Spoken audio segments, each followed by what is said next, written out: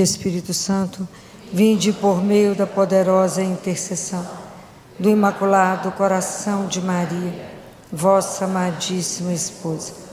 Vinde, Espírito Santo, vinde por meio da poderosa intercessão do Imaculado Coração de Maria, vossa amadíssima esposa. Vinde, Espírito Santo, vinde por meio da poderosa intercessão do Imaculado Coração de Maria, vossa amadíssima esposa. Amém. Vamos sentar. O propósito de hoje, da terça-feira de hoje, nós estamos na semana das dores de Nossa Senhora. Então hoje a proposta é meditar a quarta dor. Vocês lembram qual é a quarta dor? Lembra? A quarta dor é o encontro de Nossa Senhora com Jesus, carregando a cruz. Então, o objetivo é a gente rever esse momento, né? Se vocês depois quiserem ver em Lucas 23, e se alguém tiver aquele livro da Catarina Emmerich, que fala da paixão do Cordeiro, da crucificação dele, ela conta que Nossa Senhora, quando escuta, quando eles gritam, crucifica, crucifica, e que ele vai pegar a cruz, e que vê aquela multidão, ela fala com o João, arruma um outro lugar, nós temos que pegá-lo em outra passagem, eu tenho que ficar perto de onde ele vai passar. E Catarina descreve que Nossa Senhora está branca como uma cera, parecendo um cadáver, lábio roxo, e ela tremia, apavorada com o que estava vendo. Enquanto ela estava com o João esperando ele passar, estava com Susana, estava com algumas mulheres, Madalena, ela foi extremamente insultada, né? Então, enquanto ela estava imaginando que ia vê-lo daquela forma, alguém pergunta, quem é essa mulher sofrendo dessa forma? E alguém fala, é a mãe dele? Então, um homem passa e fala, se você tivesse criado direito, ele não estava desse jeito agora. Ela ouviu. O outro passou com a mão com os pregos que iam colocar nele, mostrou para ela, sacudiu e falou com ela aqui, ó, o que nós vamos fazer com ele. E ela tremia profundamente, assim, segurando as mãozinhas e prestando atenção que ele viria. Então, nesse momento, eu quero ler para vocês um trecho, não sei se vocês conhecem esse livro, se alguém não tenha para ter, Aos Sacerdotes, os Filhos Prediletos de Nossa Senhora. Conhece esse livro? Esse que são todas mensagens ditadas por ela. E aqui ela conta como é que ela viu ele. Eu não quis correr o risco porque a memória é boa, não quis correr o risco, porque eu acho que é tão precioso que ela descreve, que isso aqui é ela descrevendo. Isso ela falou na mensagem em abril de 1993, e ela disse, com que dificuldade Jesus percorre o caminho para o Gólgota, levando sobre os ombros chagados o peso do seu patíbulo. Como estão longe as vozes do seu triunfo, hosana ao filho de Davi, bendito que vem em nome do Senhor. Em vez dos ramos de palmeiras e oliveiras, estão as lanças dos soldados de Roma. Em vez dos gritos de hosana da multidão, estão os gritos e os ultrajes dos carrascos. Em vez de canto de alegria das crianças, ouve-se o choro das mulheres fiéis. Lembra disso? Que a hora que Jesus está passando, as mulheres começam a chorar, batendo no peito, e Jesus fala, filhas de Jerusalém, não choreis por mim, choreis antes por vós mesmos e por vossos filhos. E aí, em vez do andar majestoso e real, se vê o lento caminhar, levando os ombros à cruz. Aqui não estão presentes as multidões alimentadas por Jesus com seu pão, nem os doentes que foram curados. Onde é que estava esse povo? Onde estavam os que ele curou? Onde estavam mais de 5.000 homens que ele saciou? Não estavam. nem os pecadores conduzidos ao caminho do bem, nem os apóstolos escolhidos para serem as suas testemunhas. Esse é o lamento dela. E vem ele sozinho, custando a andar, cambaleando, como diz ela. Cadê os discípulos, com exceção de João do lado dela e algumas mulheres? Cadê a turma que ele curou? Cadê os discípulos? Cadê o povo que gritava aleluia? Jesus estava absolutamente só. Claro que, como toda mãe, ela queria o sofrimento somente dela. Ela queria o sofrimento daquele filho para ela. Ela não queria ver aquele menino passando por isso. Então, na hora que Nossa Senhora vê ele vindo dessa forma, e ele cai, ela se lança até ele. Então, Catarina fala que não sabe se eles conversaram ou se foi uma conversa de coração para coração. Mas naquela hora os soldados não encostam nela, só tiram ela do chão para ela voltar. E ele segue. E nessa hora eles pegam Cirineu e impõem Cirineu a cruz para carregar. Então, é tão interessante porque às vezes a gente não carrega uma cruz física como Jesus carregou. Quantas mães de família, quantos pais, quantos de nós aqui carregamos uma cruz como Nossa Senhora carregou? Porque se você olhasse Jesus fazendo o caminho, a gente enxergava uma cruz, que era Cirineu com Jesus. Mas naquele momento, para o Gólgota, existiam duas cruzes.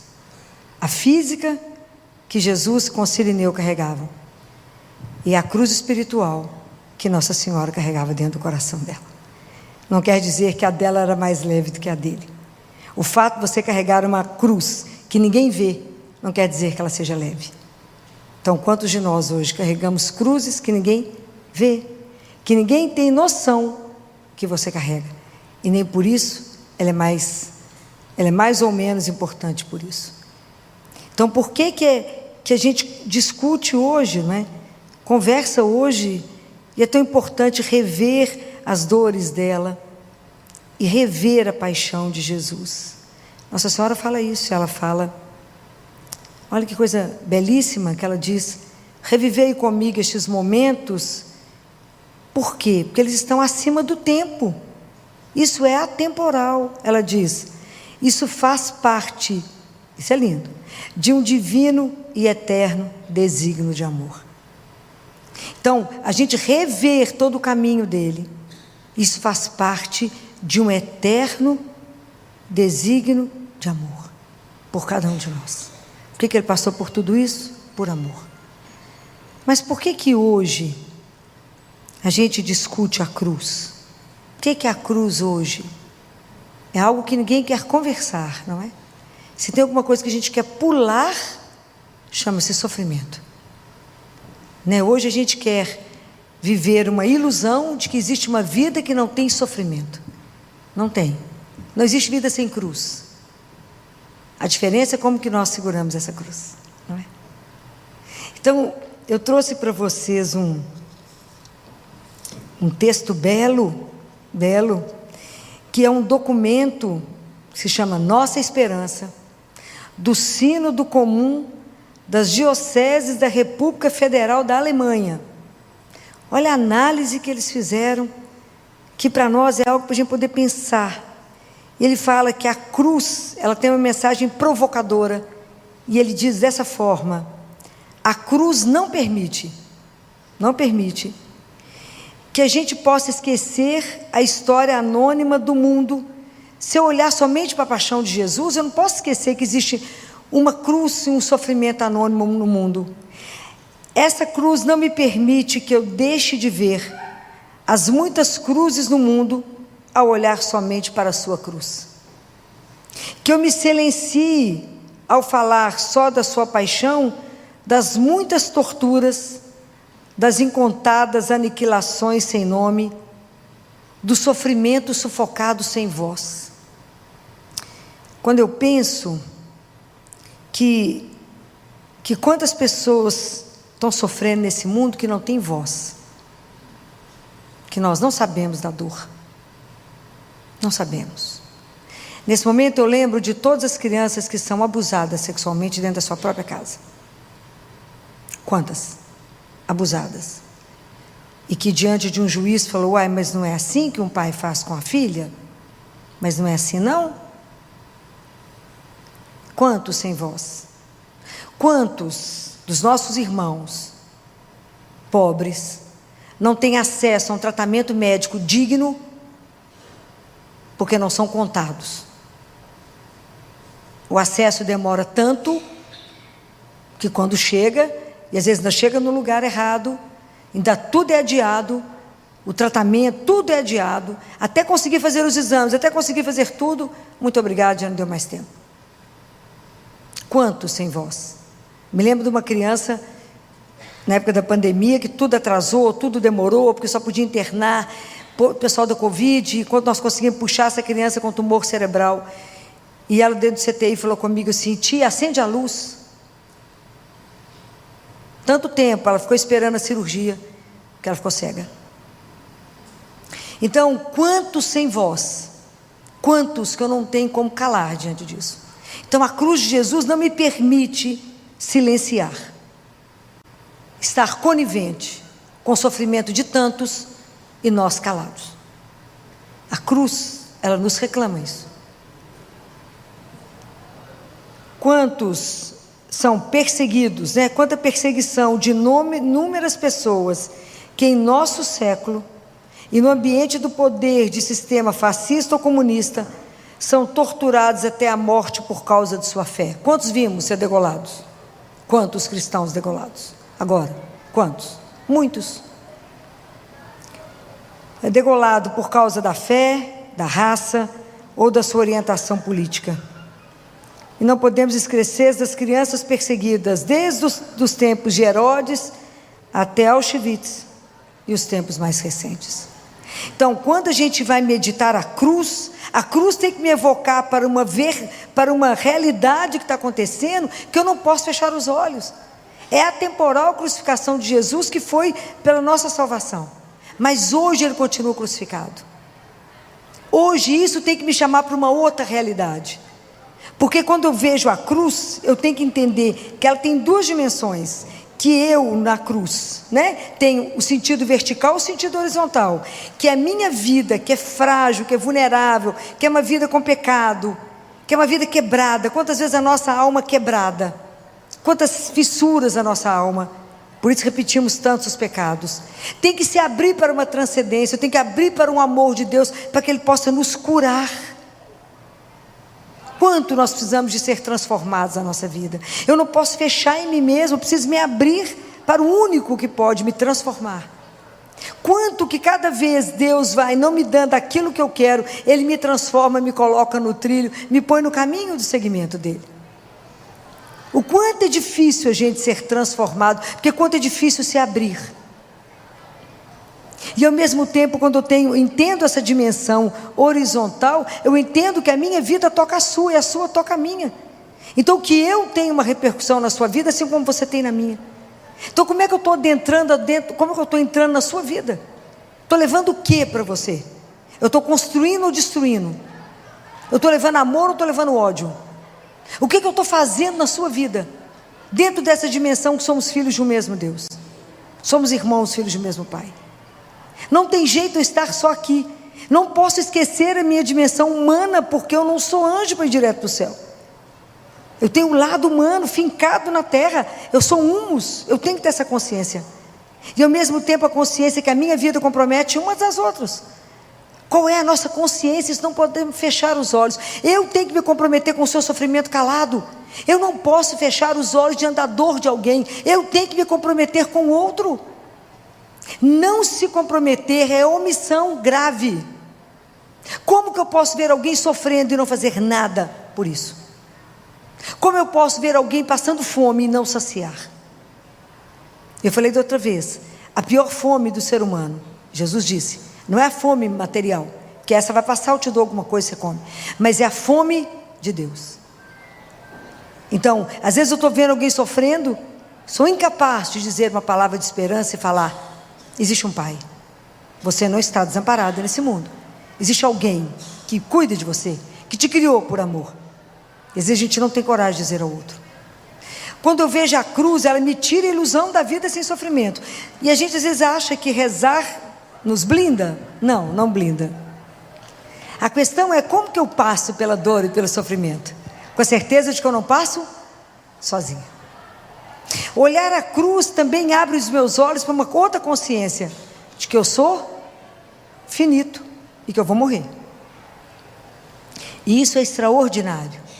A consciência da morte, ela é extraordinária, porque ela me evoca para um chamado para viver agora, hoje.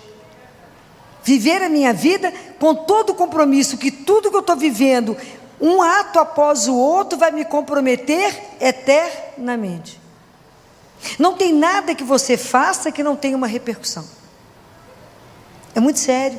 Nós não podemos passar pela vida achando que não vai dar tudo certo. Vai dar tudo certo.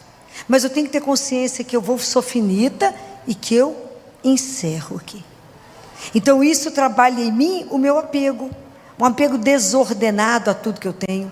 Apego desordenado a mim mesmo, ao prazer, às coisas, ao acúmulo. Às vezes a gente é tão avaro, né? Vivemos uma avareza absurda. Para quê mesmo? Vamos deixar para quem? Né? Então, quantas coisas nós temos que trabalhar em nós quando eu olho para a cruz. Como é que eu estou vivendo essa consciência da minha finitude? Como é que eu vivo a consciência de saber que cada dia que eu vivo falta menos um para me estar diante dele e levar a minha vida de volta a ele? Às vezes a gente não pensa nisso, não é? Então a cruz, como virou um tabu falar de sofrimento, virou um tabu falar de morte. Não, Filó, não podemos falar disso, tem que falar só de passeio, de que tudo dá certo, que nós só vamos passear, divertir, é só festa. Isso é ilusão. Podemos passear, podemos divertir, mas com a consciência da nossa finitude, consciência da nossa morte, que é espetacular morrer, pode ter certeza disso, é espetacular. Deus não podia ter uma coisa melhor mesmo, porque isso vai nos educando. A consciência da morte, ela te transforma, porque eu só tenho hoje para conversar com você, eu só tenho hoje para te falar, acorda, porque o nosso tempo é limitado, o relógio está correndo, e eu não sei por mais quanto tempo nós estamos aqui. Larga de ilusão, de que não, amanhã eu faço, igual fazer dieta, segunda-feira eu começo, não, segunda-feira eu começo a rezar mais, não, tal dia eu vou, não, demora, ainda tem uns dias ainda para me confessar, não, ainda demora eu tomar consciência das coisas que eu preciso fazer. Não, a consciência é agora, porque eu só tenho agora. Eu não sei se eu tenho o próximo segundo, eu não sei se eu termino de falar com vocês. É assim, é essa consciência que nos move, porque essa consciência me faz viver no amor, pelo amor, para o amor. Essa consciência que eu vim do amor e volto para lá, para o amor. O que de verdade eu tenho de consciência da minha vida? O que de verdade eu tenho consciência da paixão de Jesus? Dessa Semana Santa? Não tem nada que dói mais no meu coração, cada vez que eu escuto alguém falando, não, doutora, corre para fazer algumas coisas, porque nós vamos viajar. Cristão na Semana Santa não viaja. Nós temos o resto do ano para viajar. Semana Santa para a igreja está lotada de gente prostrado diante dele, que é o mínimo que nós temos que fazer. Se nós só temos direito à vida eterna é por causa dele na cruz. É a nossa indiferença ao sofrimento de Jesus me mata. Ele morreu porque ele quis, não morreu porque ele quis, não, foi para te salvar. Senão não teríamos direito de voltar para casa. Deus Pai fala isso com muita clareza para Catarina de Siena. Catarina, vocês não poderiam voltar para casa, o abismo é imenso, não teria chance. Mas eu fiz uma ponte, Catarina, e a ponte é a cruz. Suba na ponte, cuidado com o rio do pecado que passa por baixo. Mas esse assunto a gente não quer falar. Não, filho, mas vou para o sítio, no sítio a gente reza. Mentira, não reza. Estou falando mentira? Não estou. É churrasco, é gola, é o dia inteiro. Aonde está a nossa consciência? Aonde está a nossa consciência? De um Deus que se fez carne, só assumiu a nossa humanidade, para nos dar o direito de uma vida eterna. Sem isso, não chegaríamos lá, era para virar tudo pó e acabar. Somente por causa disso, eu vou rever aqueles que eu amo, senão, era nunca mais.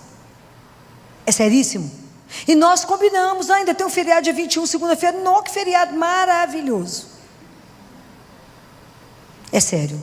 Nós estamos num mundo que não pode falar em purgatório, não pode falar que existe inferno. Filó não pode, se ofende. Ofende depois a realidade. Se Nossa Senhora em Fátima fez os meninos pequenos verem o inferno, 3 crianças viram o inferno. É real. E se nós não acordarmos, como diz o Papa Francisco, podemos até ser batizados, fazer tudo da igreja e terminarmos no inferno. É preciso acordar. Não é possível que vamos passar mais uma quaresma do mesmo jeito. Não é possível. Que isso não vai mexer com cada um de nós. Que a cruz de Jesus não vai me fazer pensar em como é que está a minha caminhada para Ele e como é que está meu compromisso com meu irmão. Não é possível que eu vou continuar absolutamente parada no meu egoísmo. Não é possível que isso não vai me sacudir. Que eu não vou chegar perto do irmão e falar: você vai viajar? Viaja não, meu filho. Enche a igreja. Você tem um ano inteiro para viajar. O ano inteiro. Para passear para onde você quiser no mundo. É uma semana que é santa. É uma semana que valeu a sua história. Para você poder entender por que você foi criado. Para viver eternamente com Deus. Vivo por amor, pura doçura. Então essa indiferença, o que mais me machuca assim de verdade, é ver a indiferença das pessoas diante do sofrimento de um Deus, por amor pessoal. Então nós como cristãos precisamos de repensar, entender que para nós que cremos nele, a cruz quando eu olho para a cruz, é para entender que o mundo está crucificado para nós. O mundo não pode ter mais poder sobre nós. Nós não mais nos definimos pelo desejo do poder, da vanglória, da busca do sucesso e da comodidade. Não mais. Isso não pode mais fazer parte da nossa vida. Nós estamos crucificados com Ele. O mundo para nós não faz mais diferença. Hoje nós temos que viver a partir de uma outra realidade, que é a realidade do amor de Cristo. Nós vivemos uma outra realidade, por isso nos comprometemos, por isso o amor nos impele para Ele e para o outro. Eu não posso mais ser indiferente, porque Jesus colocou isso para nós, diante dos nossos olhos, de uma forma inédita. É diferente, completamente diferente, quando você compreende que a cruz continua o seu compromisso. Nós continuamos o compromisso dele de amar a Deus acima de todas as coisas, e nos entender que somos irmãos, e por isso cuidamos uns dos outros. Não tem como escapar disso. Precisamos abrir os olhos para poder entender isso. Então eu quero terminar com uma oração do Fulton Sheen, que foi um grande arcebispo, né? Que foi um arcebispo maravilhoso. E para que Nossa Senhora interceda por nós, né?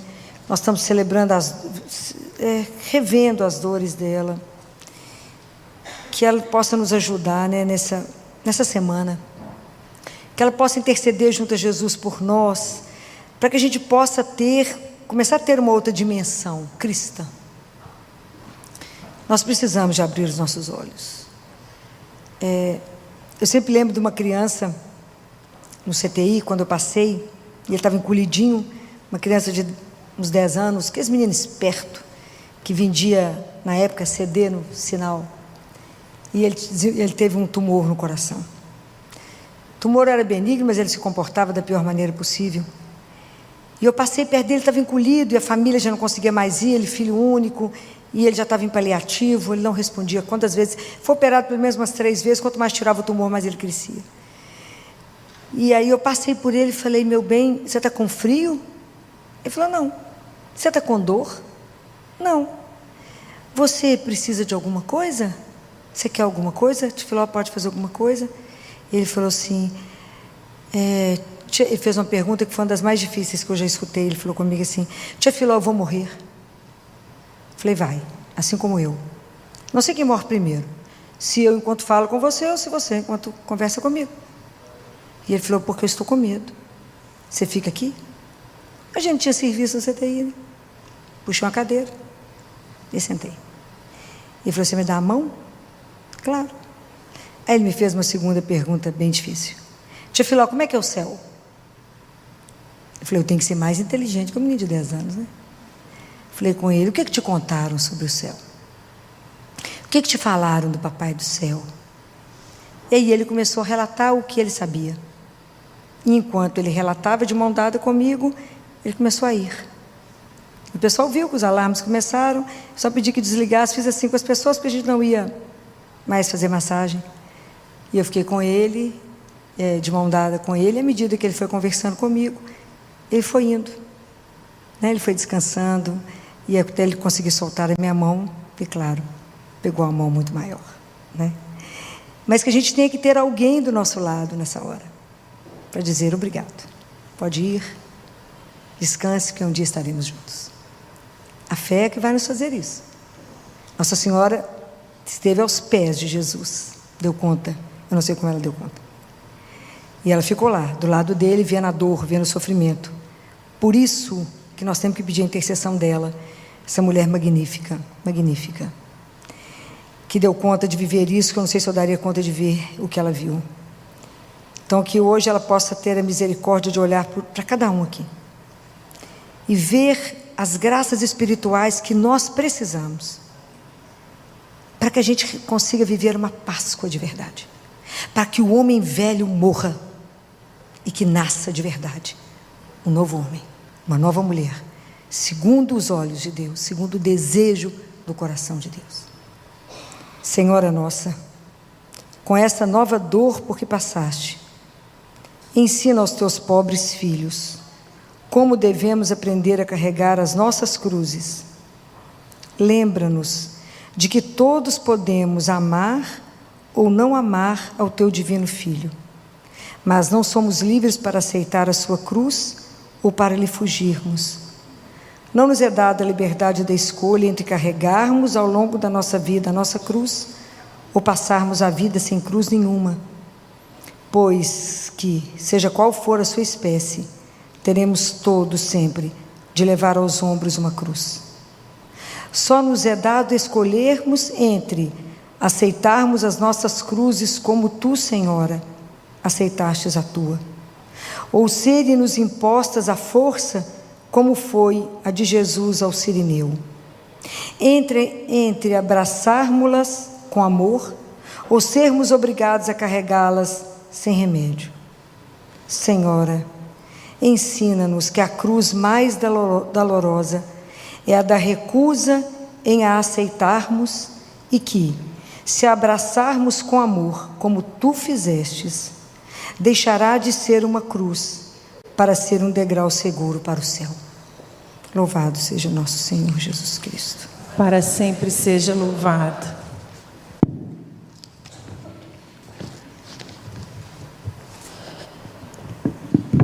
Antes da gente rezar o Pai,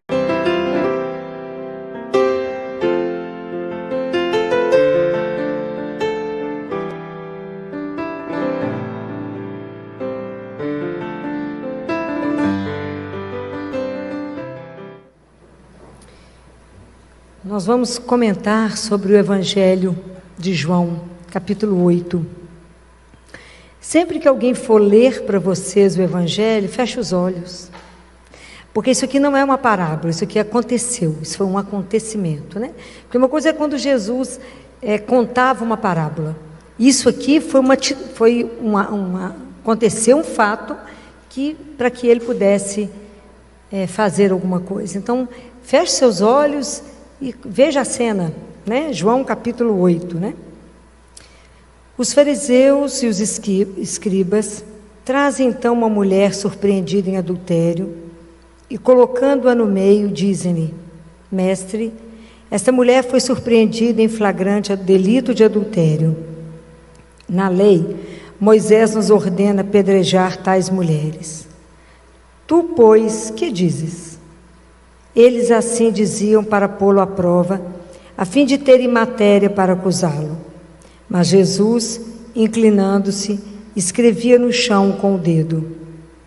Como persistisse em interrogá-lo, Ergueu-se e lhes disse: quem dentre vós estiver sem pecado, seja o primeiro a lhe atirar uma pedra.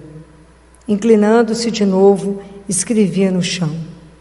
Eles, porém, ouvindo isso, saíram um após outro, a começar pelos mais velhos.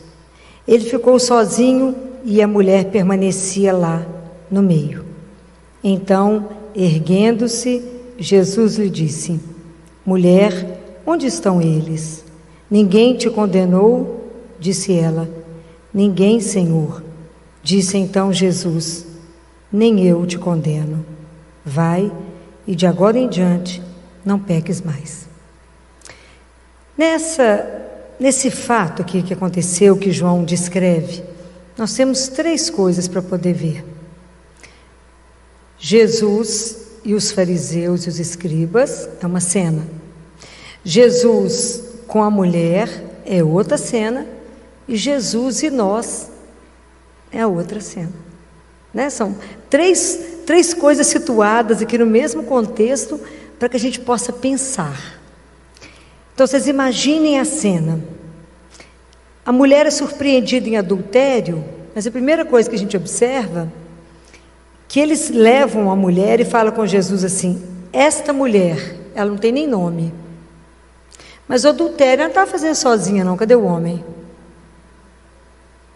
O homem não está aqui na cena, nem é dito o que aconteceu com ele, né? Então eles levam a mulher, jogam ela no chão. Você imagina que ela devia estar sendo arrastada, joga ela no chão e fala com Jesus, e Moisés manda apedrejar. E o Senhor diz o quê?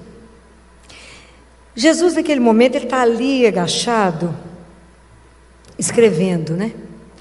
Nós só vamos descobrir o que ele escreveu, digo a gente chegar lá e perguntar para ele: o que o senhor escreveu naquela hora lá? Porque ninguém vai saber o que foi que ele escreveu. E é tão interessante que Jesus fica ali até que eles insistam para que ele tenha a primeira conversa com ele. E Jesus não condena e nem julga nem os fariseus e os escribas, nem a mulher, porque ele entende o contexto. E o contexto dessa mulher, depois vocês olhem com calma, Levítico 18 e Deuteronômio. Levítico 18, então, é um capítulo só sobre as proibições sexuais, tudo que foi dito que eles poderiam ou não fazer. Está tudo escrito item por item. E está descrito em Levítico 20, versículo 10. O homem que cometer adultério com a mulher do seu próximo deverá morrer, tanto ele como a sua cúmplice. Muito bem. Em Deuteronômio 22, versículo 22, está assim: se um homem for pego em flagrante deitado com uma mulher casada, ambos serão mortos, o homem que se deitou com a mulher e a mulher. Agora escuta essa frase: deste modo extirparás o mal de Israel. Então, é dentro desse contexto, dessa lei, que é levado a mulher ali para que Jesus desse a sentença. E é tão interessante a gente observar os detalhes. Então, que Jesus estava ali escutando e pensando, né? Porque aonde eles estavam vendo apenas um delito, né? Apenas um pecado, Jesus estava vendo um mal que precisava ser curado. Onde eles não sabiam nem o nome da mulher, né? Onde eles estavam vendo ali só um rosto, Jesus estava vendo um sofrimento. Mas é tão lindo que eles falam assim, João fala assim, que Jesus então se levantou. Ele estava agachado, ele se ergueu. Quando Jesus se ergue, ele vira o protagonista da história. A partir daqui agora é comigo. E é belíssimo o que ele faz, né? Naquele momento, onde ele vê a situação que está inserido. Então ele não condena os escribas e os fariseus, porque eles estão dentro de um contexto, e Jesus veio trazer algo novo. Na onde está escrito ali: deste modo, você matando o homem e a mulher que estão em adultério, você vai extirpar o mal. Mas Jesus não veio para isso, né? Jesus veio para fazer a cura, né? Jesus veio para nos libertar desse mal, né?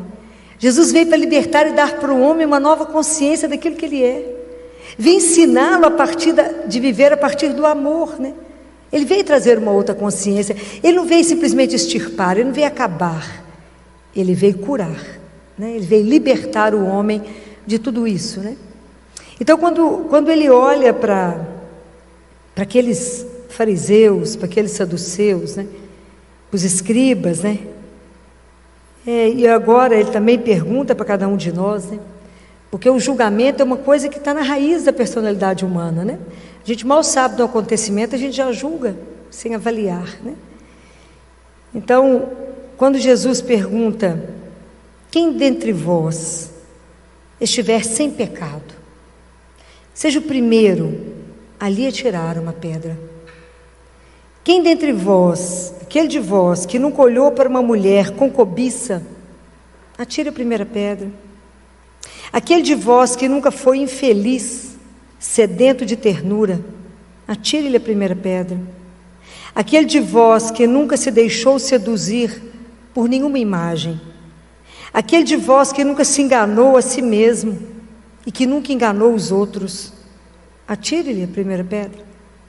Aquele de vós que está sem desejo, aquele que nunca tem dúvida, aquele que nunca mentiu, atire-lhe a primeira pedra. Aquele de vós que nunca chafurdou nas sombras da noite, lance-lhe um raio de luz.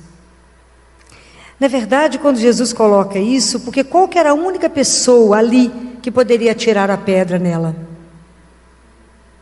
Só Jesus, porque era o único sem pecado, né? Era o único. Mas o que ele queria colocar ali, que na verdade todos nós cometemos as mesmas coisas. E por quanto é difícil julgar, porque independente da gente fazer às vezes as mesmas coisas, ou pior, daquilo que foi revelado, né? Nós temos uma mesma raiz, que às vezes um já teve a condição de sair e o outro não. E às vezes até conosco, quanto é difícil nos julgar. Quando eu coloquei aqui, qual de nós que nunca se enganou? E tem hora que você passa por situações que você fala, mas como que eu não vi isso? Mas como é que eu posso ter sido tão ingênua nessa situação? Se para nós é tão difícil avaliar a gente mesmo e ver como é que a gente foi enredado numa história, você imagina julgar o outro, não saber do coração do outro, não saber dos propósitos do outro, não saber o que levou o outro a fazer isso. Então Jesus aqui tem um ensinamento para cada um de nós, né? Porque a gente olha o outro de acordo com a situação mostra e já condena e já critica, né? E nesse momento aqui a mulher sozinha, né? Então, na verdade, quando Deus vem, adultério, gente, na verdade, né? Adultério é trair Deus. Quando Jesus vem para nos livrar, nos libertar do adultério, da ilusão. Tudo aquilo que não está em Deus é errado, é uma ilusão. Porque para se libertar de um amor, que não é fácil às vezes, você precisa de um amor muito maior. Onde que você encontra esse amor maior? Só em Deus. O ser humano tem uma necessidade de um amor, de ser amado, de ser reconhecido, de ser desejado. E às vezes você coloca esse desejo infinito que você tem no outro que é finito, que vai só te frustrar. Então, para você sair de um desejo, você precisa de um desejo maior. Isso Jesus vem nos libertar. Vem tirar de nós essa ilusão, né? A gente está sempre no mundo aqui numa ilusão. O que nós temos de real, de verdade na vida é Deus. Então, quando nós adulteramos, né, quando nós estamos adulterando é que Jesus está querendo nos abrir, tirar a venda dos olhos, nos abrir, nos colocar dentro de uma realidade. Falar, é essa, né? A realidade, né? É essa. É isso, né, que está acontecendo, e que a gente, às vezes, está aqui, mas não está aqui. Ou está sendo permitido, né? Não paramos para poder nos avaliar de verdade, saber quem somos, saber da nossa história, saber que somos filhos do Altíssimo, que estamos aqui para um conhecimento pessoal, descobrir quem somos, caminhar nessa descoberta, porque vamos voltar para a casa do Pai. Mas a gente prefere ficar nesse mundo iludido mesmo, né? E colocando os nossos sonhos, os nossos desejos naquilo que não vai nos saciar. Quando eu fico imaginando que Jesus, depois que disse isso, ele se inclinou de novo, né? Ficou ali esperando ver o que ia acontecer. Quando ele levanta outra vez, está ele sozinho com a mulher. As únicas duas pessoas em silêncio eram Jesus e ela, porque o resto eu fico imaginando o burburinho que devia estar lá. Mas estava Jesus e ela. Claro que Jesus ficou feliz quando viu que eles não mataram em nome de Deus, que eles não acrescentaram alguma coisa a mais. E ele pergunta para ela: mulher, onde estão eles? Ninguém te condenou? Fico imaginando o olhar que Jesus lançou para essa mulher. Talvez deve ter sido o olhar mais puro que essa mulher recebeu na vida. Pela primeira vez, um homem que não a olhou com cobiça. Pela primeira vez, um homem que olhou para ela de verdade, né? Olhando quem era ela, aquela mulher, né? Porque é de verdade quando Deus nos olha, né? Esse olhar dele que nos desnuda, né? Que nos faz entender aquilo que somos, né?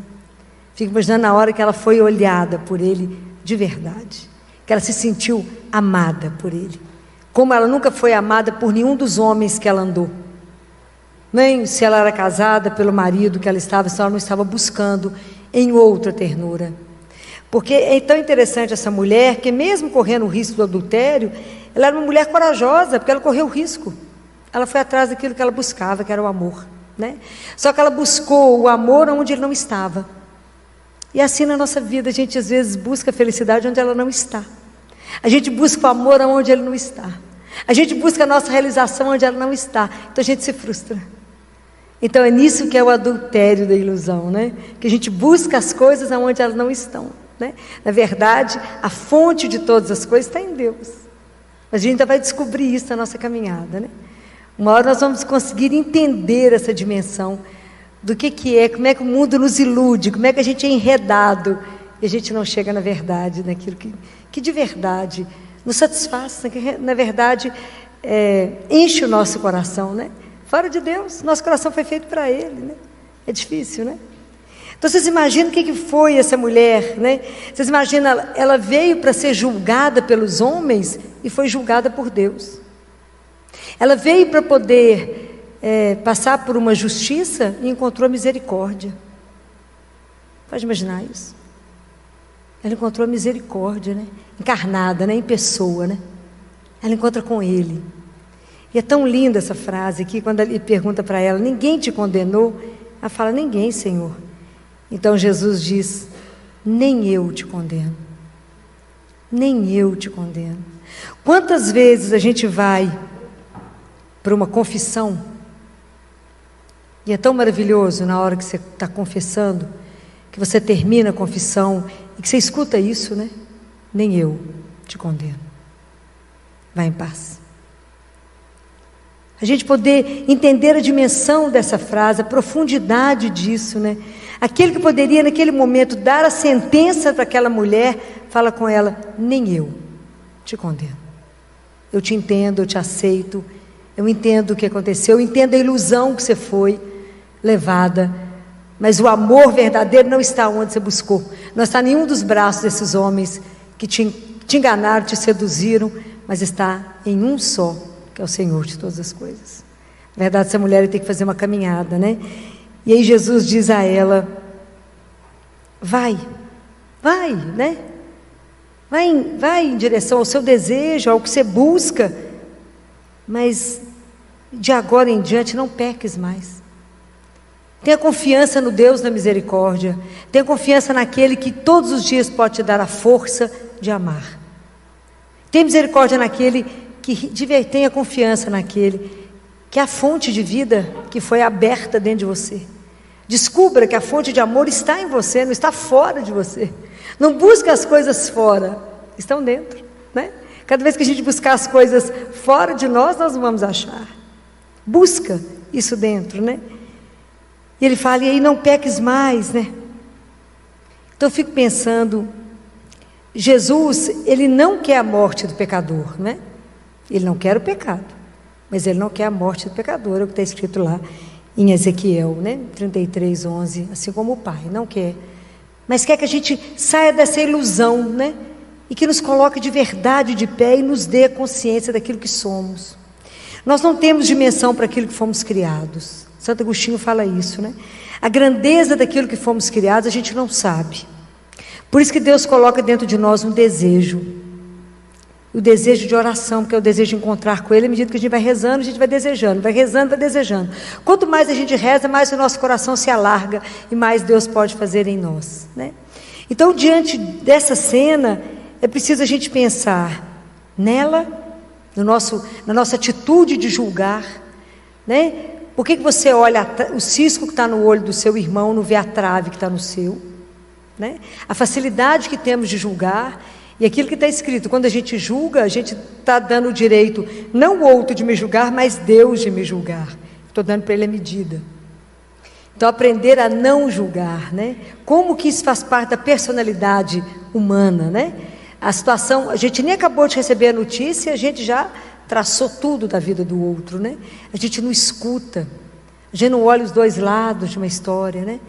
A gente não para pensar. E pensar, e eu no lugar dessa pessoa, o que eu faria? Né? Provavelmente pior. E pensar, e eu? Né? E quando sou eu que sou julgada, e quando eu que sou caluniada, e quando invento alguma história com meu nome? E eu? E quando eu preciso da misericórdia de Deus, e quando sou eu que preciso de ir até Ele, para receber a misericórdia dEle, para poder ouvir, nem eu te condeno. Isso é maravilhoso. E fala, de pé, segue a sua vida. Não fica parada, Jesus não reduz essa mulher a um remorso, nem faz com que ela fique parada no passado dela, ele fala com ela, vai.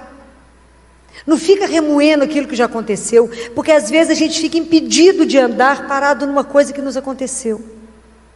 A gente fica preso no passado. Aquilo que Deus já te perdoou, está perdoado.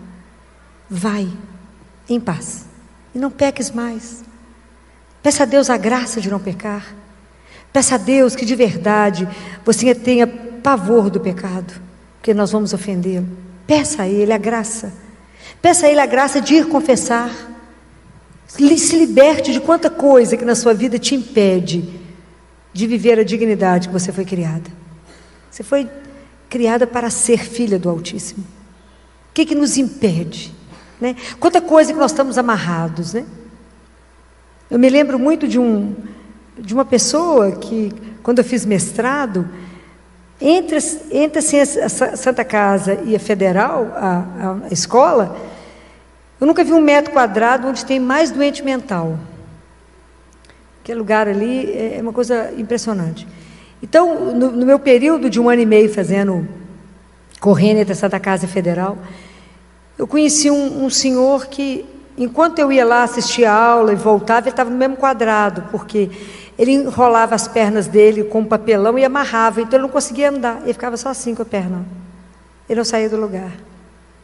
E às vezes a gente está assim, amarrado no passado, amarrado em alguma coisa mas eu fiz aquilo aquele dia, mas você já confessou, Deus já te perdoou. Às vezes a gente é que não se perdoa. Então Deus não quer nos confinar nisso.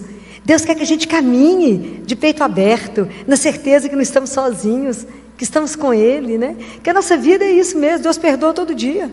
Todo dia tem que confiar na misericórdia e no perdão dEle. Por isso que Ele nos ajuda a perdoar o irmão, porque nós somos iguais, as dificuldades são essas. Se a gente não viver numa vigilância imensa, nós temos tantas ciladas que a gente cai, né? Se a gente não estiver extremamente na graça, é impressionante como a gente peca, né? O dia inteiro a gente peca, né?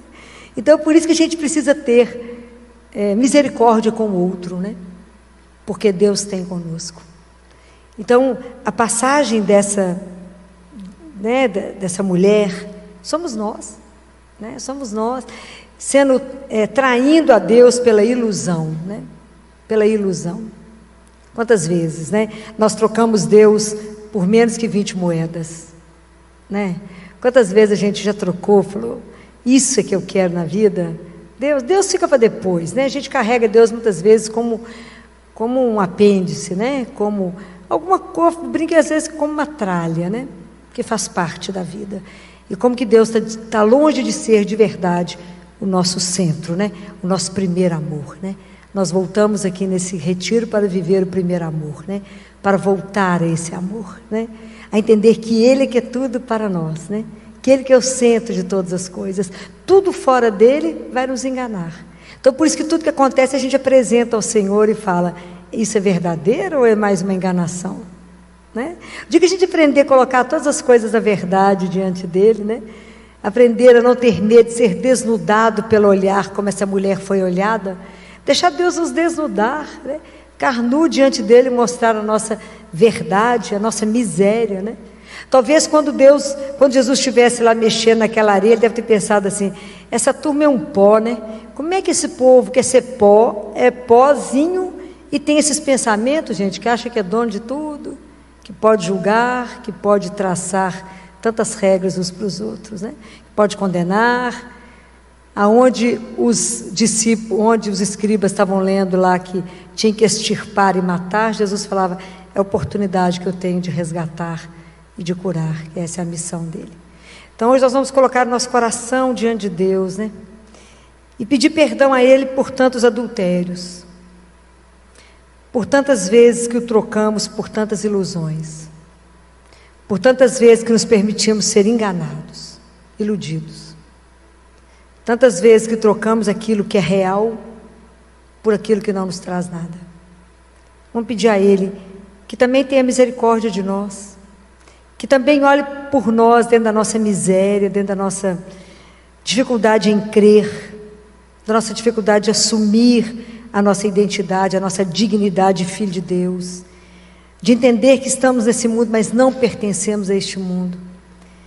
Pedir perdão a Ele e falar: Jesus, olhe para mim agora, como o Senhor olhou com aquele olhar de amor para aquela mulher, para aquela pecadora. Olhe para mim, veja a minha história e também me diga: eu também não te condeno. Vamos nos sentir perdoados por Ele. Se há muito tempo a gente não confessa, vamos procurar um sacerdote, que quando a gente está diante do sacerdote em confissão, nós estamos diante de Jesus. Vamos se rasgar diante dele e fala: tenha misericórdia da minha miséria, como o Senhor teve daquela pecadora. Me dê a sua mão, me ponha de pé e fala: vá, eu não te condeno. Solta o passado e fica livre para viver aquilo que Deus tem para você. Que realmente Deus não tem o bom, Deus tem o melhor para a vida de cada um de nós. Que nessa noite Deus possa começar a preparar o nosso coração para esse encontro, né? Para esse encontro, onde Ele vai nos olhar, onde Ele vai nos rasgar, nos desnudar e nos trazer uma vida nova com o nosso primeiro amor. Louvado seja nosso Senhor Jesus Cristo. Para sempre seja louvado. A responsabilidade que sinto por cada um de vocês, vocês não têm noção. E a responsabilidade diante daquele que me sustenta para estar aqui. Estou falando e trazendo uma palavra sagrada. E é aquilo que é o nosso alimento. A palavra que pode transformar a nossa vida. Então, mais do que ouvir, é fazer com que essa palavra seja o transformador da minha vida. Porque creio que a vida, ela realmente é sagrada. E é o maior presente que cada um de nós ganhou. Talvez com pouca consciência do que é isso. Talvez a gente caminhe por esse mundo, e hoje em dia cada vez correndo um pouco mais, com a ilusão, né? O mundo nos dá uma ilusão de que se eu corro muito, eu tenho resultados, e eu sou cobrada pelos resultados. Então, porque corro muito, eu tenho a sensação de poder. Eu dou conta disso, disso, disso e disso. Mal sabemos que a rapidez com que fazemos tudo é proporcional ao nosso esquecimento. E às vezes, na nossa vida, é necessário um pouco de lentidão, porque ela é proporcional à memória. E a minha preocupação é que hoje a gente corre e a gente não consegue estar nas coisas. A gente não se habita mais. Então Deus nos visita e não nos encontra, porque nunca estamos em casa mesmo, dentro de nós. Estamos sempre fora, sempre numa agitação aonde não paramos. A gente conversa com o outro e não escuta o outro. Mas eu te falei isso, mas não ouviu porque não estava lá. O corpo estava. O espírito está fazendo milhões de coisas. Então nós estamos nos atropelando. Nos atropelando. Porque perdemos a consciência do que somos. No mundo onde é dito para nós que bem na verdade, todos os seus desejos eu sou capaz de realizar, porque estamos num mundo que é consumista. Então ele na verdade é a sociedade do consumo, ele quer nos domesticar, nos deixar saciados e por isso domesticados. E hoje o que eu venho perguntar para nós é, qual é o seu desejo mais profundo? Porque nessa correria que vivemos, não sabemos. Aliás, nós somos o maior mistério para nós mesmos. E estamos vivendo atropelados. Aí escutamos no Evangelho de domingo a parábola dos talentos, que todos nós conhecemos de cor. O Senhor sai para viajar, pega 3 servos, para um dá 5 talentos, para outro dá 4, para outro dá 1. 2 começa a trabalhar e multiplica aquilo tudo. O terceiro enterra. Passa um tempo, o Senhor volta. O que vocês fizeram? Falou, que o Senhor me deu 5, tem 10, o Senhor me deu 4, tem 8. E o que tem 1? Eu fiquei com medo do Senhor e enterrei. Enterrei o talento. Porque fiquei sabendo que o Senhor é muito bravo. Que o Senhor recolhe aonde o Senhor nem semeou. Então eu fiquei com muito medo e enterrei. Então tem a grande questão dessa parábola é esse terceiro servo, que somos nós. Esse. Os outros 2 não. Por isso eu estou comentando essas coisas que nós estamos esquecendo quem somos. Nós estamos perdendo a nossa identidade de filho de Deus. Então nós precisamos de perguntar, aquilo que eu comecei dizendo, qual é o seu desejo mais profundo? Não é o desejo que a realização imediata daquilo que você pode consumir te dá. Não é o desejo daquilo que pode ser saciado pelo seu dinheiro ou por um objeto, resolve. Eu te digo do desejo que não consome, mas o desejo que vai, não é para te consumir, mas é para consumar. É para te realizar, é para fazer de você aquilo que você não tem consciência que você é. Quem é você? E porque eu não sei quem eu sou, muito menos eu sei quem é Deus. Muito menos eu sei qual é o papel da religião na minha vida. E aí, porque eu fui criada dentro da religião católica, já passou o tempo da gente achar que é cristão porque ganhou de herança? Porque minha avó era cristã? Não! Essa decisão é sua e pessoal. Intransferível. Somos nós que temos que parar e pensar qual é a consciência daquilo que sou. Sou só matéria, vou acabar? Ou sou matéria e sou espírito? E vou dar sequência? Então, por isso, a consciência da finitude, de que eu vou morrer, é maravilhoso. Porque a consciência da morte, todos os dias, ela faz você olhar a vida com mais profundidade. Mas é claro que é um assunto que a gente não gostaria. Falar de morte, Deus me livre. A Unimed, esse final de semana, fez um evento maravilhoso. Terminalidade. Eu escutei palestras belíssimas, fui a última a falar. As que me antecederam, belíssimas. Quantas pessoas tinham no auditório? Devia ter 30. Acredito que 20. Falar de morte, imagina, que assunto é esse? Mas é porque não desenvolvemos a consciência de que eu preciso, por causa da minha finitude, avaliar a minha vida. Qual é a consciência que eu tenho da minha vida e qual é a consciência que eu tenho da minha relação com Deus? Qual é a imagem eu carrego de Deus? Desse terceiro servo a gente sabia. A imagem que ele tinha dele é de um juiz e bravo.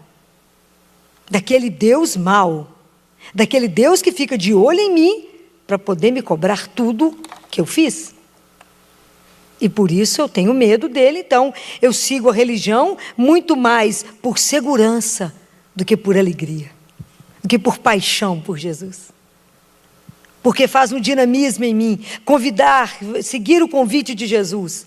Então a gente vai comportar igual o servo que vai chegar diante de Deus, na hora que a gente chegar diante dele, falar: aqui, Senhor, ó, aqui está tudo que o Senhor me deu, minha vida, está aqui seu evangelho, viu? A sua proposta do reino, essa história de anunciar esperança para os pobres, está tudo aqui guardadinho, então isso serviu de nada para a minha vida, não mudou nada aqui em mim, eu não mexi no reino, fica tudo intacto, está aqui, nós estamos assim. Então, como eu estou com medo, está tudo guardadinho, ninguém nem mexeu no seu projeto.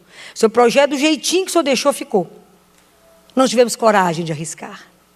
Não tivemos coragem de amar, que esse é o desafio.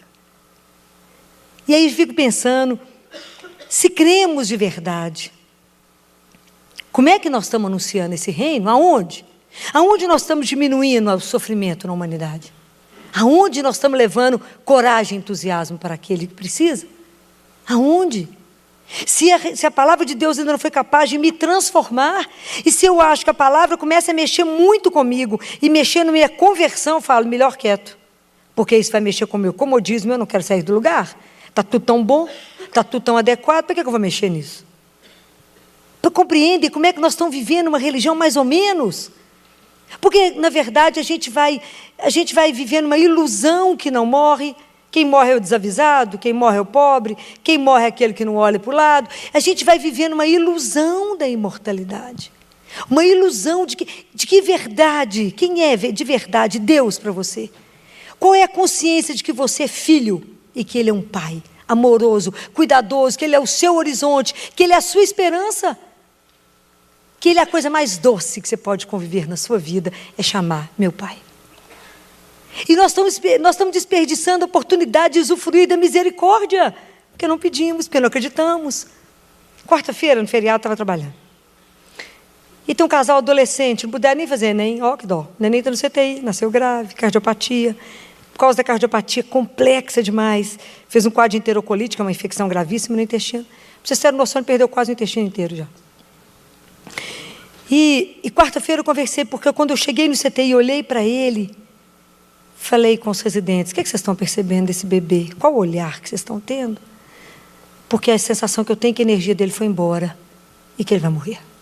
Ele não vai dar conta. E aí esperei, chegou os avós, porque eles são muito jovens, e chegaram os pais, 2 crianças. E aí sentei com eles para conversar, e é tão lindo que o rapaz que assumiu de menor, que assumiu a paternidade, não é o pai biológico, mas se namorou da moça grávida e assumiu a paternidade. É bonitinho demais ver isso, essa caminhada. E aí nós começamos a conversar, e eu conversei muito, porque eu perguntei para eles como é que eles estavam vendo aquela situação, que naquele momento, para mim, a situação era muito mais de morte, naquele momento, que eu achava que o neném precisava de ir para o bloco, precisava de abrir de novo a barriguinha, mas que eu estava muito preocupada. E aí eu sentia no meu coração que a mãezinha, aquela menina, estava com uma dor imensa. E eu falei com ela assim: eu vou te falar uma coisa, você me perdoe se eu estiver enganada. Vocês creem em quem? Nós cremos em Deus, doutor Filó. Porque quando nasce um filho, nasce uma culpa, né? Nasce a mãe e nasce a culpa junto, né? A mãe acha que é culpada de absolutamente tudo que acontece com o filho, só nunca é culpada da felicidade do filho. Mas o menino gripa e me pergunta: onde que eu errei? O que eu fiz de errado? Não é assim? Nasceu um filho, nasceu uma culpa. Eu falei com ela: eu sei que eu vou te dizer uma coisa que é muito difícil. É difícil falar isso para um adulto, mais difícil falar para um adolescente. Os filhos não são nossos, porque nada nos pertence. E antes desse bebê ser seu e ele é lindo, ele é de Deus. E talvez você esteja achando no fundo do seu coração que ele está aqui sofrendo e você sofrendo, porque você foi mãe na adolescência.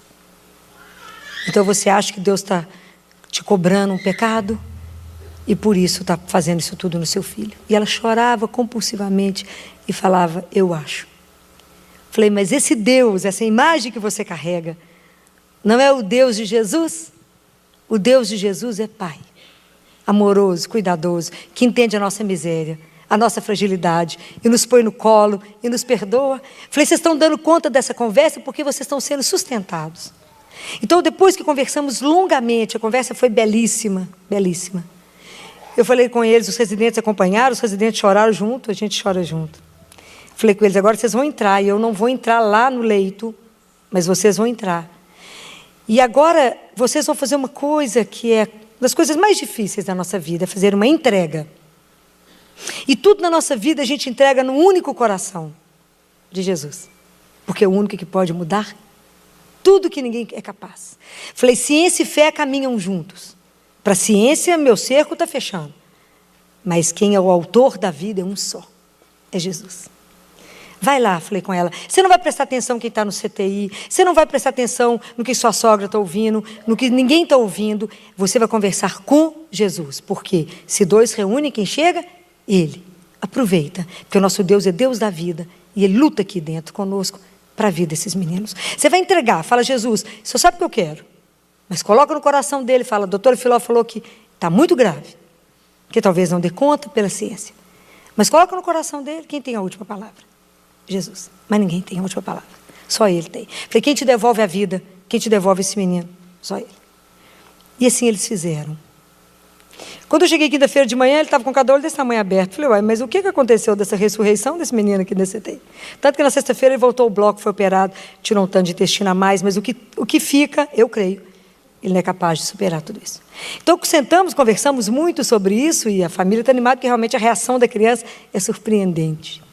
E eu falei com o pessoal, é surpreendente para quem não viu, para quem não sabe no coração de quem foi colocado, na situação de quem foi transformado. Mas foi preciso primeiro quebrar a imagem de um Deus cruel, de um Deus que me cobra, às vezes, em dinheiro. E quantas mães colocam na cabeceira do leito dos filhos, escrito assim, a família do fulano pagou tanto, aí coloca em real e em extenso, a cura desse menino. Eu falo, não, mas esse Deus que vocês creem, Ele é cruel?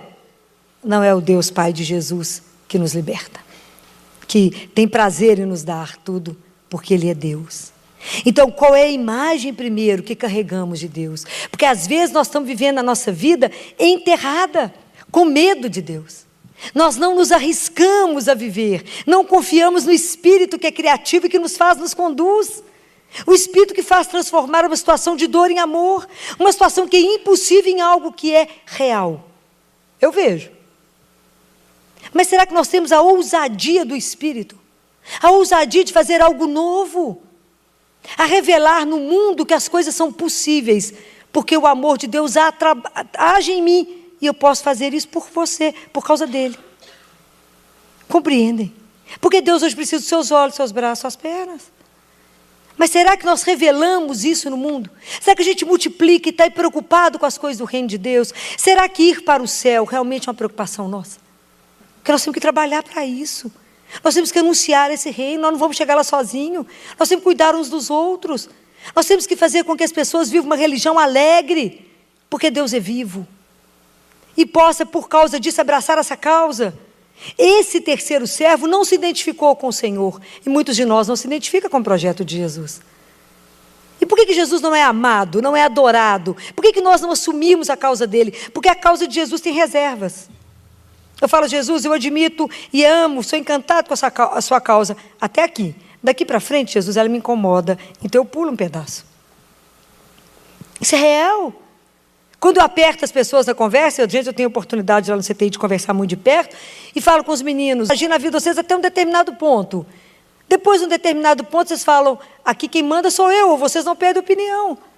Isso não é conversão, é a conversão que te interessa. Não é a que Deus propõe. Então, se acreditarem no Senhor, não fizer com que a nossa vida frutifique, com que a nossa vida incomode o outro. Enquanto a gente não estiver incomodando, nós estamos vivendo a religião mais ou menos. É verdade, você riu, mas é verdade. Essa religião que fica muito cômoda. O outro não me incomoda. Se a dor do outro não te incomodar, se o sofrimento do outro não te incomodar, porque ele é seu irmão, mas ele é um desconhecido, mas ele é irmão. Porque assim falou o Senhor, que somos todos irmãos, há um só Pai, e o resto é irmão. Então como é que a gente está vendo isso de verdade? De verdade. Como é que isso está nos incomodando?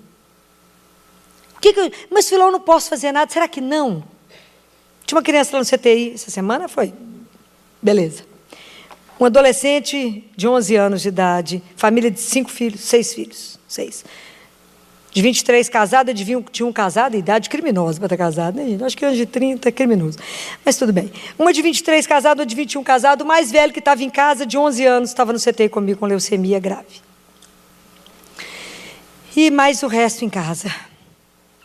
E nós levamos ele para o CTI, que ele entrou em ciência respiratória, foi para o CTI, mas felizmente ele melhorou com todas as medidas e não precisou de ir para o respirador. Porque o pânico da criança, de todas as crianças pequenininhas com leucemia, é ir para o CTI ser entubado. Porque ele sabe que é o caminho muito certo para morrer.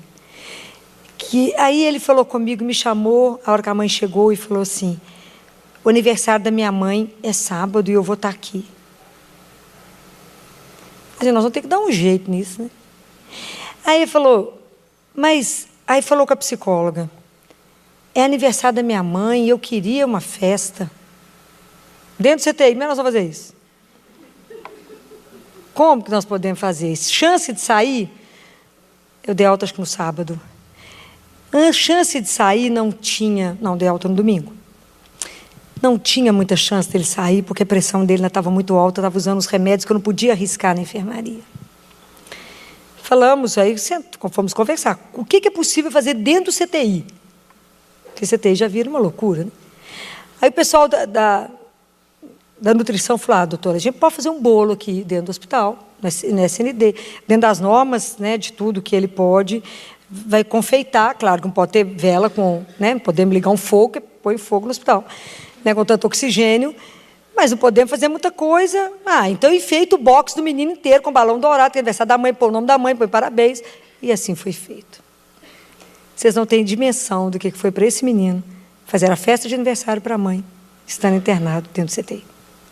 Então, são coisas tão pequenas, um bolo, uma sensibilidade, e faz acreditar que a vida pode ficar melhor. Esse menino mudou, a pressão caiu, conseguimos tirar o remédio. Falei com ele: tchau para você, vamos embora. Vamos sair daqui, porque CTI tem que ser o tempo mínimo possível na vida de qualquer ser humano. Então, será que de verdade a gente não pode colocar um tiquinho de esperança na vida do outro? Será que de verdade, o que Jesus faria? E às vezes eu fico pensando quantas situações a gente vive, e hoje a gente vivendo um desafio hoje de levar a fé. O que ele faria no meu lugar? E eu falo com ele: como é que você ia sair dessa história agora? Como que nós podemos fazer o mundo melhor? Porque cremos que o Senhor pode mudar tudo isso.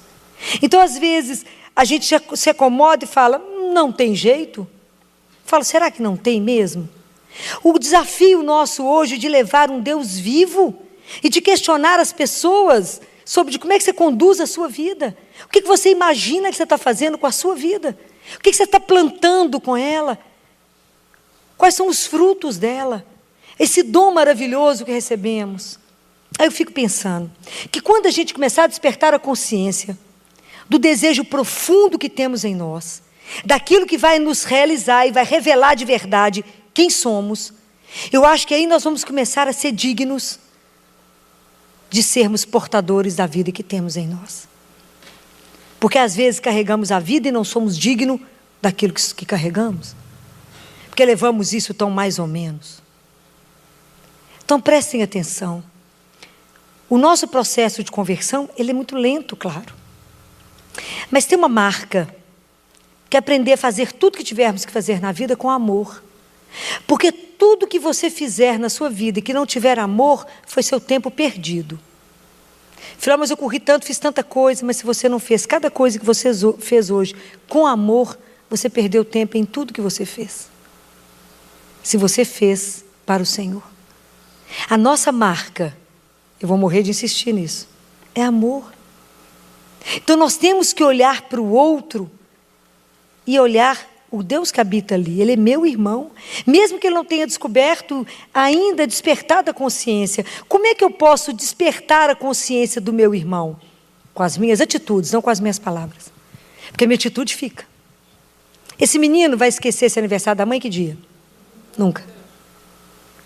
Nunca. Essa mãe vai esquecer esse aniversário dela quando? Nunca. Vai ser o melhor aniversário da vida dela, apesar de ter sido dentro do CTI, dentro de um box, com o CTI todo em prantos, cantando parabéns, que tem algo que o pessoal chora mais do que o povo que devia. Falo: gente, olha a classe, não precisa ficar desse jeito. Olha a classe, ele chora tanto, falo: olha a classe, né?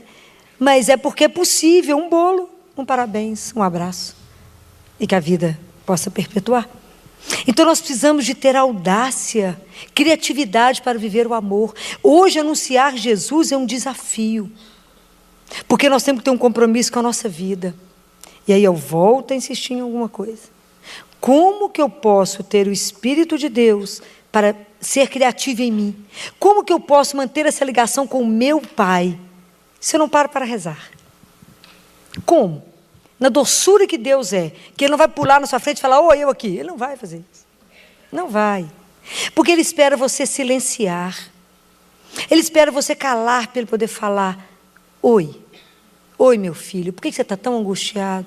Por que você está tão preocupado? Por que você se esqueceu que eu alimento o verme da casca da árvore? Como é que eu posso te esquecer? Eu que te criei. Como que você imagina que eu te abandonei só porque você está sofrendo? Estou junto. Como que a gente pode esquecer isso? Não podemos. Quarta-feira tinha outra mãe lá, quarta-feira foi o dia, lá arrasada. Cheguei perto dela e falei, gente, mas você não está boa hoje, não? Que é isso, doutora Filó? Estou boa sim. Falei, tá não. Tá não. Já é a segunda vez que sua menina interna aqui, com problema de coração, segunda cirurgia. Na primeira cirurgia, quem tirou sua menina daqui foi Nossa Senhora, que eu te ensinei a rezar terço, que eu te falei que eu te dar uma arma poderosa, e era o terço. E você aprendeu a rezar. Eu continuo rezando, eu sei, está aí com o tercinho na mão.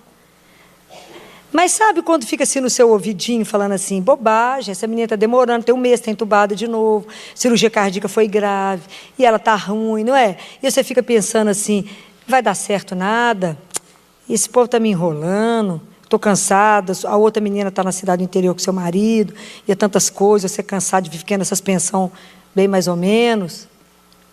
Não é assim? Ela falou, você está adivinhando? Eu falei, não, isso é tristeza sua, você está abalada. Porque Deus, você está faltando. A gente sabe que o cansaço de todo dia no CTI não é brincadeira, mas você está precisando de ser alimentada. Nós já conseguimos até colocar um genuflexório lá diante da imagem de Nossa Senhora. Eu falei, volta lá, volta. Você esqueceu quem tirou ela daqui a primeira vez? Vai tirar de novo. Você acha que eu estou aqui de brincadeira? Ninguém aqui está aqui de brincadeira, nós estamos aqui para trabalhar e para realmente conseguir fazer as coisas. E aí falei, reza, vai lá fora rezar, eu estou aqui por dentro, nós conversamos, notícia da menina, vai rezar. Vai lá ajoelhar, vai falar diante da única, da mãe poderosa, fala com ela, seus olhos misericordiosos a nós volvei, vai lá. Aquela mulher que se entregou, que entregou a vida, que fez uma entrega e por isso fez o que fez.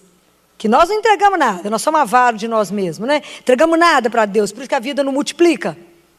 Porque não acreditamos que temos que dar na mão do único, que revira a nossa vida e faz o que Ele quiser. E ela foi lá, rezou, aí na quinta, voltou melhor. Na quinta-feira ela estava boazinha, a menina estava mais esperta. Eu falei com ela, nós estamos preparando, nós vamos tirar esse menino do respirador. Hoje, a menininha, tem umas coisas que eu tinha que filmar, porque senão vocês acham que eu sou louca. Ela estava, síndrome de Down, e a fisioterapia foi trabalhar nela, e a gente de olho, já começando com alguns medicamentos para poder preparar para sair do respirador. Enquanto ela foi fazer a fisioterapia, ela ficou sentadinha na cama, batendo palminha entubada. Essas cenas eu tinha que gravar, porque o pessoal fala, mentira. Verdade. Quando ela bateu palminha e tossiu e escapou ar, nós falamos, está na hora, pode tirar. Aí eu falei com ela estava lá dentro vendo, eu falei, corre, ajoelha no pé, porque vamos tirar do respirador, tem que dar certo, vai lá, ajoelha, vai lá, fala com aquela que eu te falei, que é a única que já tirou sua filha uma vez, e vai tirar outra vez. É preciso crer, é preciso levar essa alegria de que quem vive com a gente essas angústias o dia inteiro, que é Deus, que está ali, que sofre junto, que chora junto, que ri junto, e que comemora e celebra as vitórias, porque as vitórias são dele, pela vida, porque é o Deus da vida. Então nós, diante de tanta coisa que a gente vê, como que a gente pode, sim, enterrar a nossa vida e viver para nós mesmos? Será que a gente não tem consciência que a nossa vida é feita na partilha? A nossa vida é feita na medida que eu me dou. Assim eu me construo. Por que a gente se fecha? Não podemos. Se a gente se alimenta de um Deus vivo. Né? Quando eu penso que a Eucaristia é Deus que me alimenta, Ele próprio, que é o meu sustento de um dia, de cada dia. Porque olha a doçura de Deus, que me dá comida todos os dias. Ele mesmo fala, vocês têm que se alimentar, porque vocês podem sentir fome pelo caminho. Está escrito em Mateus, Deus Jesus fala, se vocês não se alimentarem, vocês vão sentir fome pelo caminho. E às vezes você sente fome e não sabe que é de Deus. Sente fome daquele que te mantém em pé. E quando você fala, eu não dou conta, e fala, estou aqui. Coragem, porque nós vamos dar conta de ir até o fim. Você está achando que você carrega sua cruz sozinho? Eu carrego com você. Mas se a gente não se alimentar dessa palavra, não entender a mensagem de Jesus que veio revelar, vocês têm um Pai, vocês são irmãos, que te ama incondicionalmente, te deu a vida como um grande dom, para que você aprenda a amar, para poder ir embora para o céu, viver eternamente lá. Essa é a proposta. Parece a história da carochinha, de tão boa que é. De tão encantador que é. Mas é tão bom assim? É tão bom assim. É maravilhoso assim. Que quando alguém morre, eu falo, pode ir, lá é lindo. Os residentes ficam me olhando, assustados, pensam, será que ela já foi, já voltou? Eu falo, não fui não. Mas é lindo porque creio na palavra de Deus. Creio naquilo que Ele disse. Todo aquele que vive e crê em mim nunca morrerá. Que é a hora que a gente ajuda a sustentar aquelas mães que hoje desmaiou um bocado de mãe, vomita, é que é a confusão. Falo, de pé. De pé. E vi quarta-feira, não falei? Não, foi sábado.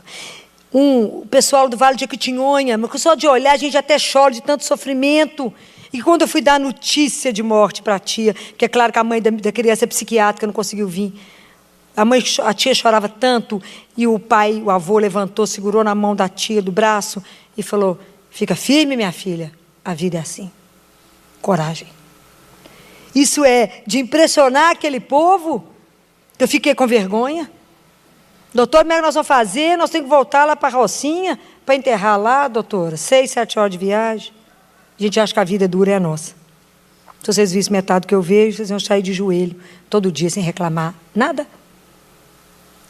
Então, quando eu disse para a família, está brincando de roda? Imagina o que Deus já está vendo, uma vida tão sofrida. Só morreu porque chegou tarde no diagnóstico. Porque tanta miséria, até conseguir um acesso médico. É de chorar, que a gente não consegue não chorar. Então, quando a gente vai vendo isso, eu falei, meu irmão, que atitude eu vou tomar? Como é que eu vou, se eu creio em Deus, vocês estão aqui porque creem nele, o que nós estamos fazendo para melhorar a vida daquele que é miserável e que Deus coloca no meu caminho todo dia? Algo nós podemos fazer, nem que seja um sorriso, nem que seja um abraço. Eu não posso, mas eu posso ligar para alguém, eu sou uma pidona que existe. Ligo, tem povo que não pode nem me ver, eu ligo e falo, por favor, me ajuda. A pedinte, meu apelido é a pedinte, porque eu estou sempre pedindo em favor de alguém, porque temos que pedir uns pelos outros. Tem gente que tem para dar e não sabe como dar, porque às vezes vai ser desvirtuado. Mas nós temos que pensar nisso. Como é que eu estou conduzindo o presente que eu sou merecedora ou não? Eu ganhei uma vida. Com que dignidade eu estou revelando que sou filho do Altíssimo? E como é que eu tenho a minha relação com o meu pai? Será que eu usufruo que eu tenho um pai? De quebra, ele é todo-poderoso. Então, tudo eu posso falar com ele. Aquela intimidade que eu posso falar. E eu falei com ela, quando aquela adolescente, na hora que a sogra abraçou ela, na hora da conversa que eu mandei entregar o menino, falei com ela, minha filha, usufrua desse colo da sua sogra, porque é nesse colo de Deus que eu quero que você fique. Porque é assim que Deus faz conosco. Ele te põe no colo numa hora dessa, para que você dê conta de ir lá e falar com ele, é seu, pode levar se assim o Senhor quiser. Mas não é a minha vontade, mas somente a sua. Enfrentar isso com menos de 18 anos de idade não é brinquedo. Não é. Mas às vezes a vida exige, não é? Mas é um aprendizado. E aí essa semana vocês devem ter visto o que o Papa fez. Vocês viram? Não viram? Que bom. Ele fez o Dia Mundial do Pobre e deu comida para 4.000 pobres moradores de rua. Viram isso? Não? Vocês vão ter oportunidade. E eu trouxe um linkzinho só. Porque 1.500 ficaram dentro do Vaticano com ele. Tem o menu todo da comida. Foram recebidos como orquestra. Um coral de 50 crianças que cantaram. Foram servidos por voluntários. Por quantas pessoas estavam lá. E o resto nos colégios lá perto. Foi um total de 4.000 pessoas.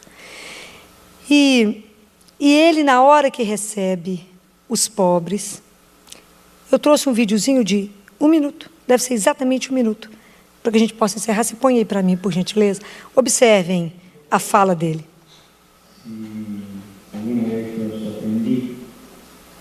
Les pido perdón si alguna vez los ofendí con mi palabra o por no haber dicho las cosas que debía decir.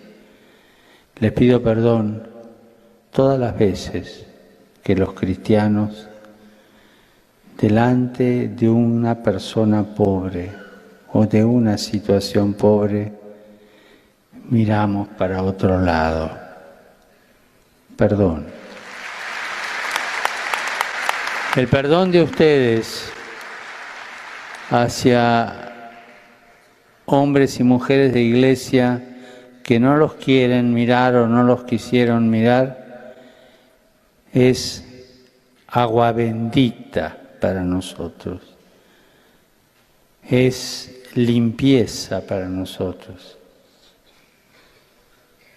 es ayudarnos a volver a creer que en el corazón del Evangelio está la pobreza como gran mensaje y que nosotros, los católicos, los cristianos, todos tenemos que formar una iglesia pobre para los pobres. O Papa pede perdão em nosso nome, de todos os cristãos, por todas as vezes que a gente desviou o olhar de um pobre. Por todas as vezes que quando a gente encontrou com um pobre, a gente mudou de passeio ou a gente fingiu não ver. Então, a gente precisa viver um cristianismo, viver e falar, eu sou seguidor de Jesus pelas nossas atitudes. Por causa dessa atitude dele, nós somos convidados para que essa semana a gente exerça uma obra de misericórdia. E a primeira obra de misericórdia que a gente deve fazer, e o meu convite para você essa semana, é matar a fome de alguém. Todo dia a gente encontra com alguém que é pobre. Ou está na porta de algum lugar que você passa, está sempre alguém sentado no passeio ou alguém que vai pedir. Amanhã cedo, quando você sair de casa, você já leva um lanche para alguém. É a nossa missão essa semana. Essa semana, todos os dias, nós vamos começar a exercitar o que Jesus faria no nosso lugar. Nós vamos começar a colocar a nossa vida para dar fruto. Então, essa semana, todos os dias, a partir de agora, e que isso se torne algo, nós vamos levar, sabendo que Jesus vai colocar no seu caminho a pessoa que Ele quer que você dê o alimento. Nós precisamos de ser criativos no amor. Nós precisamos de ser ousados. Nós precisamos de incomodar pela nossa opção de seguir Jesus. Nós temos que revelar com a nossa vida que o que vale na vida é aprender a amar uns aos outros, que somos de verdade, irmãos, que Deus não faz diferença entre nós, somos todos filhos amados. Como é que o outro vai entender isso? Com seu gesto. Então, que Deus nos dê essa graça essa semana, de realmente que essa mensagem do Papa, né, tenha mexido. Vocês veem a emoção do mendigo quando o abraça, né? Que essa mensagem seja para nos incomodar, né? Que ele, como nosso líder, que a gente possa seguir o mesmo passo